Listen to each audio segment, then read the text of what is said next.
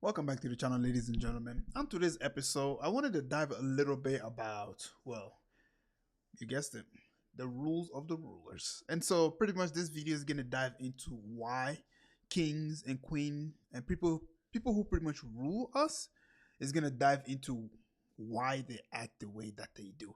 And to be quite honest, I've always been curious about this because for some odd reason, it's not very hard to tell how your society is working, right? All you have to do is just listen to the population. I understand that you can't please everybody, but if more and more people become very, very displeased in what it is that you're doing, it's a really great example that you need to start taking a different path. But let's figure out why, people rule the way they do. And so if you like this video, please don't forget to leave a like and subscribe. And let's get it. Do you want to rule? Do you see the problems in your country and know how to fix them? If only you had the power to do so. Well, you've come to the right place. But before we begin this lesson in political power, ask yourself, why don't rulers see as clearly as you, instead acting in such selfish, self-destructive, short-sighted ways? Are they stupid, these most powerful people in the world, or is it something else? The throne looks omnipotent from afar, but it is not as it seems. Take the throne to act, and the throne acts upon you. Accept that, or turn back now before we discuss the rules for rulers. No matter how bright the rays of any sun king, no man rules alone. A king can't build roads alone, can't enforce laws alone, can't defend the nation or himself alone.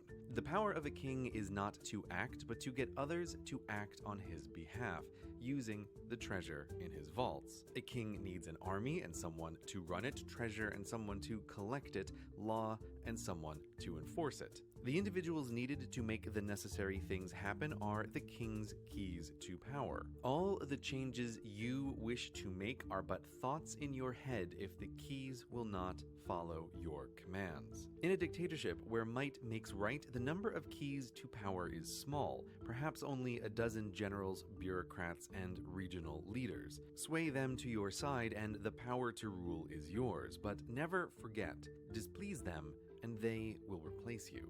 Now, all countries lie on a spectrum from those where the ruler needs few key supporters to those where the ruler needs many. This foundation of power is why countries are different, yet many keys or few, the rules are the same. First, get the key supporters on your side. With them, you have the power to act. You have everything. Without them, you have nothing. Now, in order to keep those keys to power, And so that's also one of the biggest mistakes of a ruler is that they only focus on the little minority that they have control over. Meanwhile, they forget about the population. And this is pretty much how civil war kind of starts, is when the person that is ruling becomes extremely detached from what's really going on in society. And that's kind of what we see today.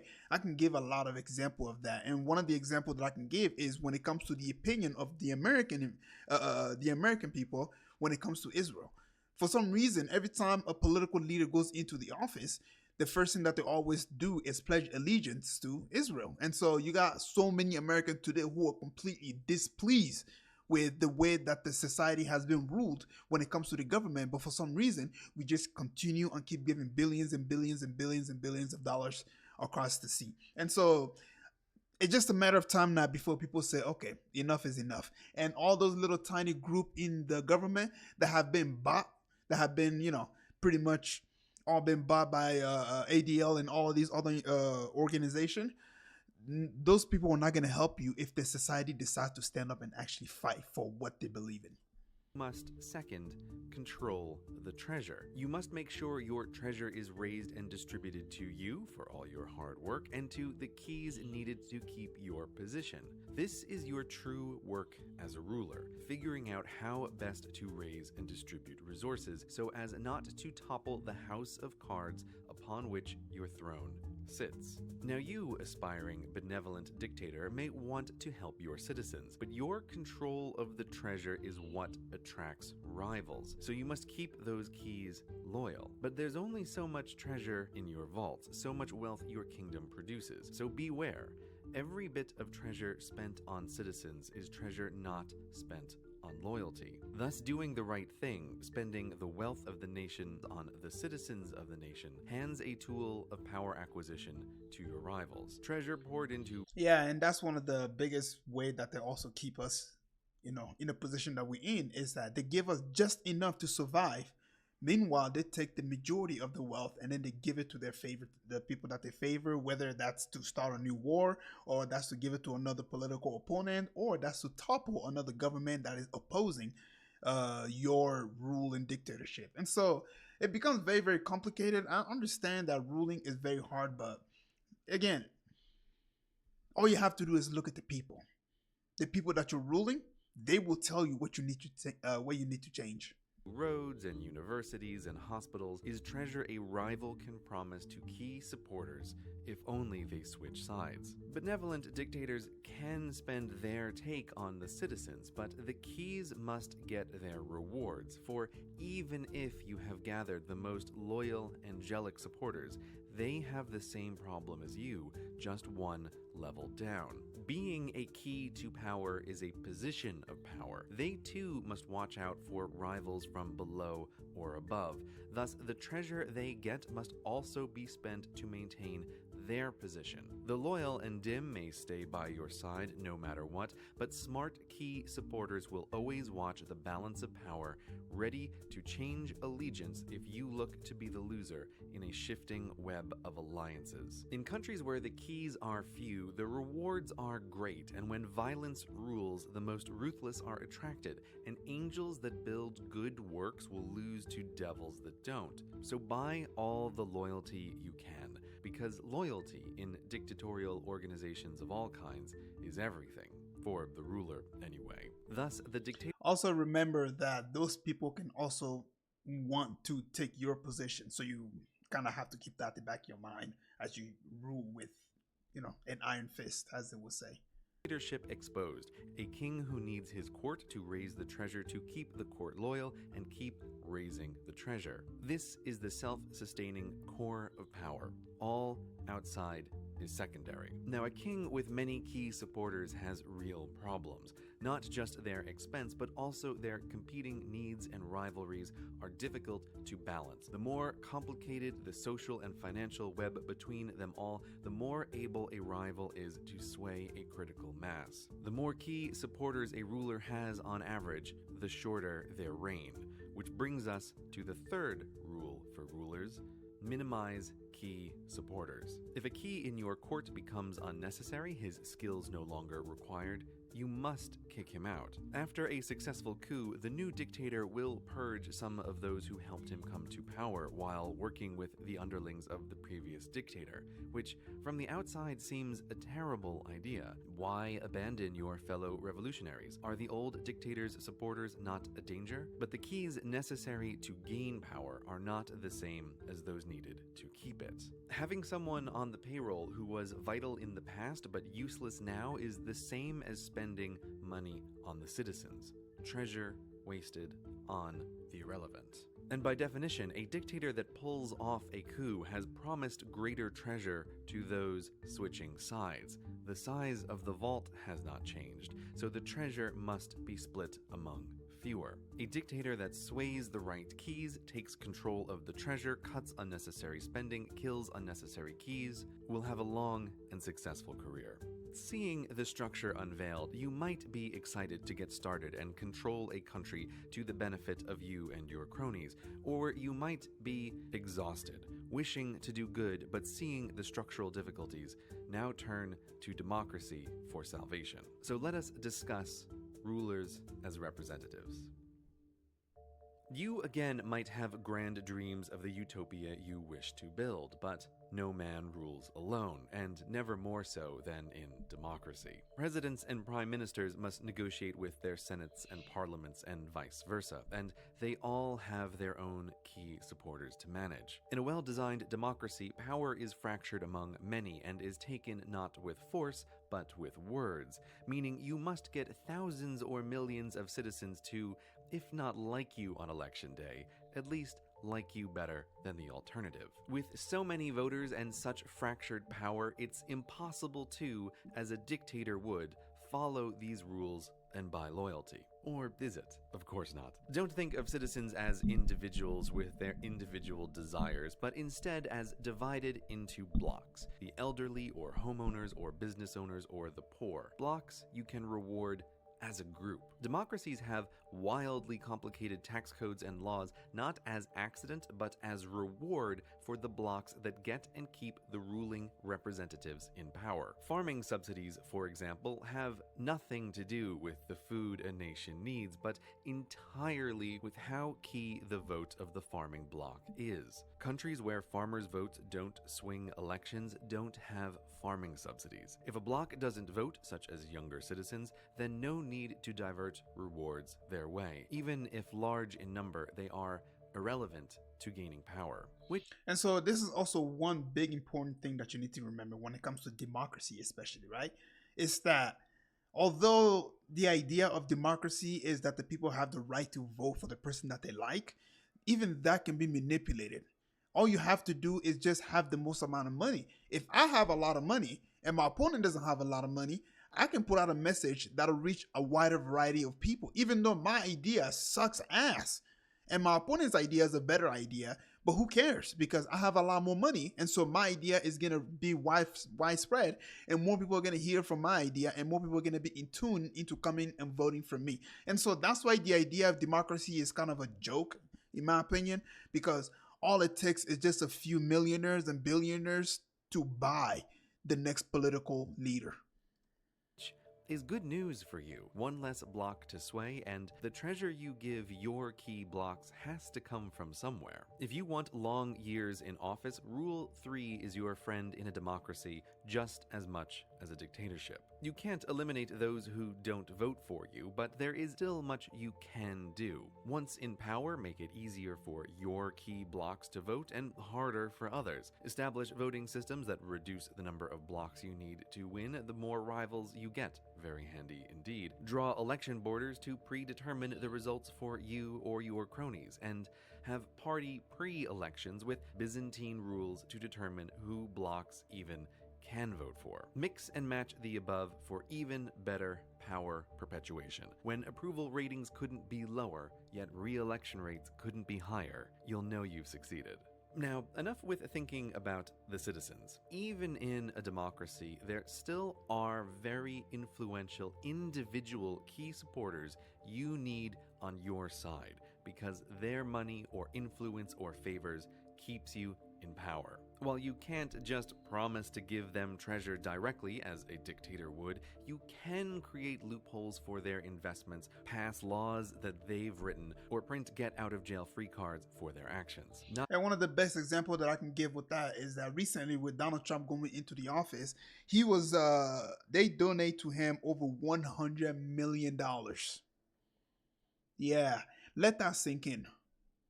$100 million from a group of people who have a different agenda than that of the American people, by the way.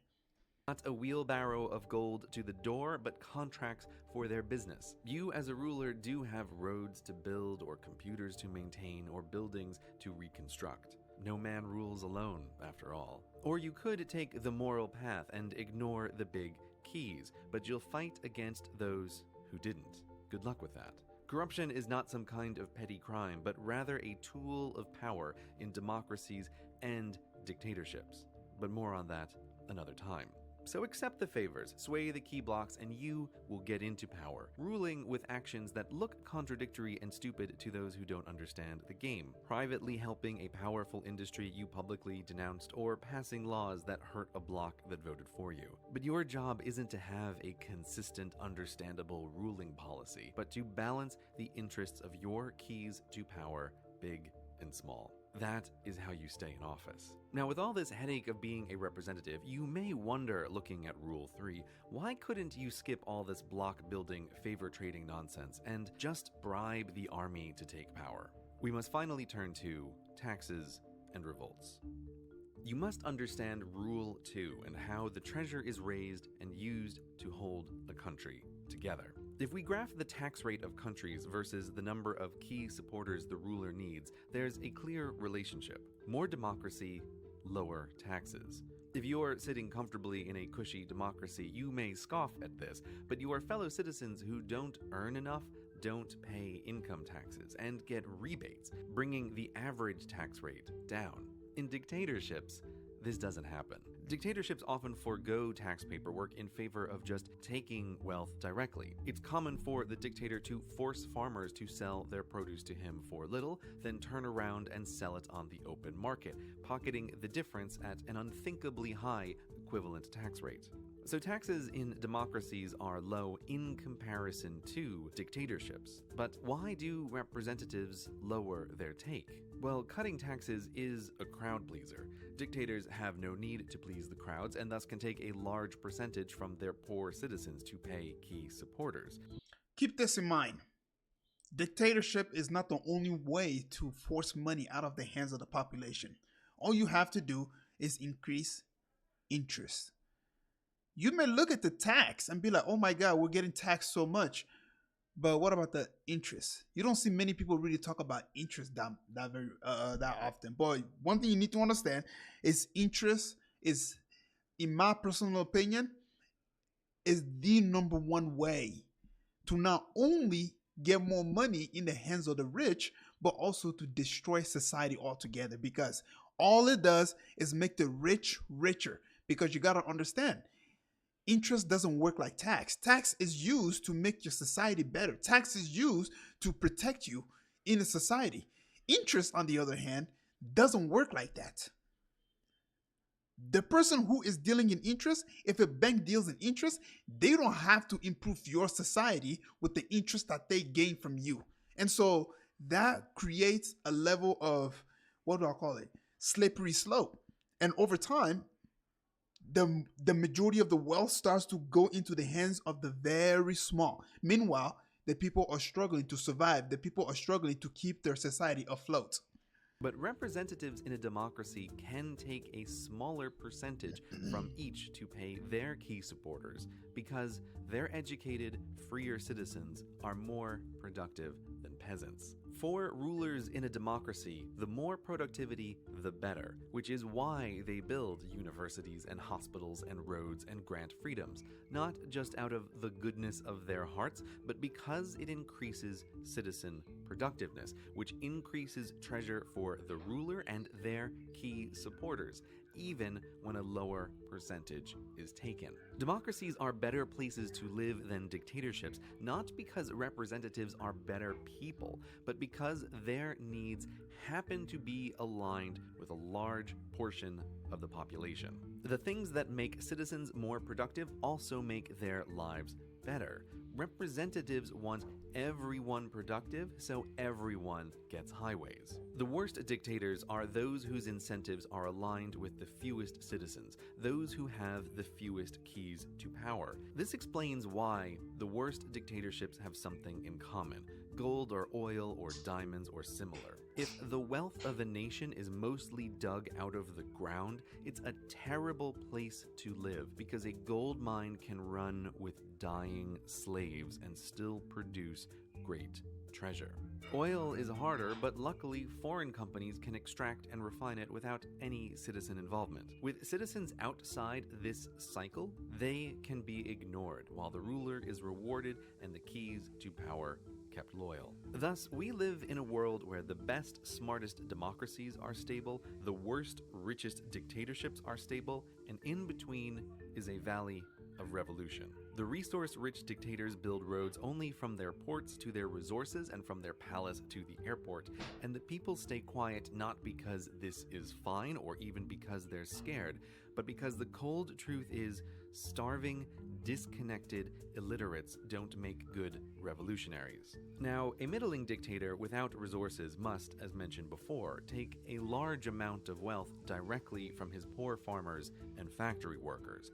Thus, 2 roads won't do, and so he must maintain some minimums of life for the citizens. But keeping the workforce somewhat connected and somewhat educated and somewhat healthy makes them more able to revolt. Now understand, the romantic image of the people storming the gates and overthrowing their dictator is mostly a fantasy. If you run a middling dictatorship, the people only storm the palace when the army lets them to remove you because you lost control over your keys and are being replaced. This is why, after popular revolts in middling dictatorships, the new ruler is often the same as the old, if not worse. The people didn't replace the king, the court replaced the king, using the people's protest they let happen to do it. The very things a benevolent...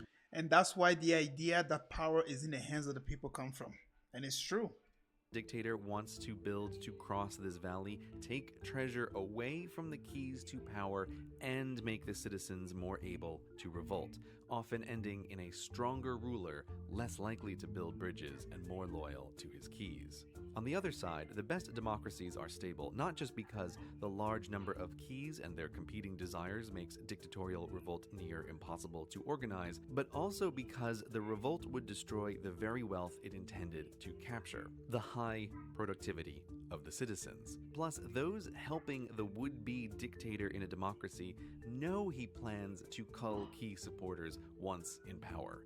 That's what a coup is. So potential key supporters must weigh the probability of surviving the cull and getting the rewards versus the risk of being on the outside of a dictatorship they helped create. In a stable democracy, that's a terrible gamble. Maybe you'll be incredibly wealthy, but probably you'll be dead and have made the lives of everyone you know worse. The math says no. Being on the right side of a coup in a dictatorship means having the resources to get you and your family what the peasants lack: healthcare, education, quality of life. This is what makes the competition for power so fierce. But in a democracy, most already have these things, so why risk it? So the more the wealth of a nation comes from the productive citizens of the nation, the more the power gets spread out and the more the ruler must maintain the quality of life for those citizens. The less. Now, if a stable democracy becomes very poor, or if a resource that dwarfs the productivity of the citizens is found, the odds of this gamble change and make it more possible for a small group to seize power. Because if the current quality of life is terrible, or the wealth not dependent on the citizens, coups are worth the risk. When democracies fall, these are usually the reasons.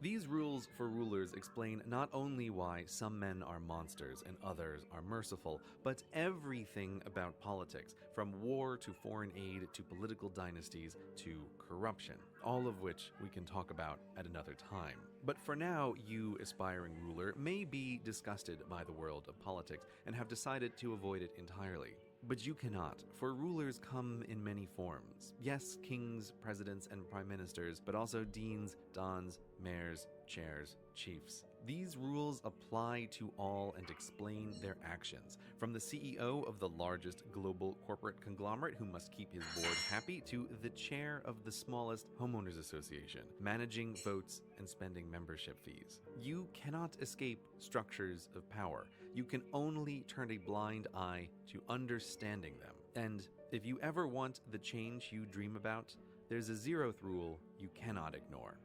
Without power, you can affect nothing. You may not like these rules, but surely better you on the throne than someone else. And who knows, maybe you'll be different. Yeah, and so before I end this video, I want to say one thing and one thing alone.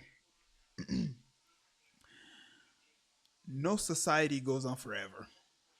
Every civilization had their chance. Every civilization gets their chance. Currently, we're living in a time where America is a superpower. Who knows what's going to be the next superpower? Every civilization, over time, they collapse.